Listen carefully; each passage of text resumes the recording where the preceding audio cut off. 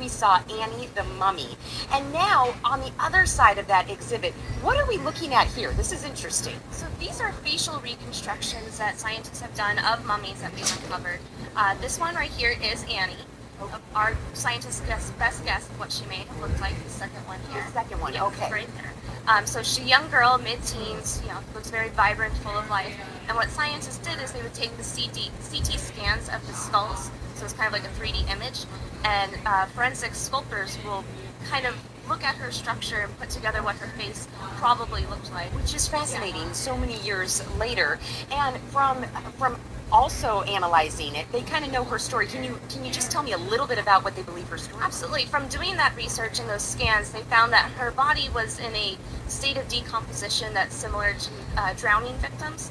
So she was a little decomposed, and they think that she was likely pulled from the Nile River, which was holy and sacred to the ancient Egyptians, which is why she was given such an honorary funeral and mummified with such respect. All right, okay. See, you learned something, and I like that you guys make it hands-on so even the kids can kind of grasp what is taking place. We'll toss it back to you guys. Katie, quick question for you. Are you a little spooked out being in there? Yes. It's only three of you? Yes, 100%. Okay. No, because it's kind of dark, and then you Yes. go into this little cave, if you will, and it's dark, and there's Annie, and there's me, and it's kind of awkward, no one's saying anything. Well, good thing But you it have brings it to life, Todd that's to for sure. protect you, our great photographer. Earlier in the morning, we showed you this. This is Annie the mummy, and she was living in the time period around 220 BC. She is here at the Arizona Science Center, and it's pretty fascinating because if you go into the tomb there, you can learn how a body is mummified and kind of a little bit about her background and her history. And joining me now, I have Jessica Edwards, and you help teach kids and adults what scientists do when they mummify a body. So can you tell me what they do? So mummification is a very complex process, but the most memorable and maybe disturbing part of it is how they remove the brain.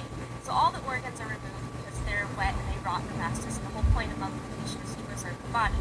So to get the brain out, a hooked object was placed up the nostril, hammered into the skull, Yeah. and then swirled around, scramble the brains, loosen them up, and then very carefully, as to not ruin the face, the brains are pulled out Oh, wow. through the Oh, nostril. the kids must love this. Yes. Gross and fun. And fun. Throw out the brains. And then what did they do to the body after they got all the organs out? So because we want to preserve it, it needs to be dry. Because if it's wet, it's going to rot. So they would take this salt called natron and cover the entire body with it, leave it for about a month to dry it out, and then that's when they would start to wrap it. Okay, fascinating. All right, Nicole and Paul, did you learn something? Yeah, thanks, Katie. That looks like a very intricate process. You're welcome. I heard about removing the brain before, but I've never seen it Yeah, that's fun. displayed that way. Head on out there. So that was hands-on.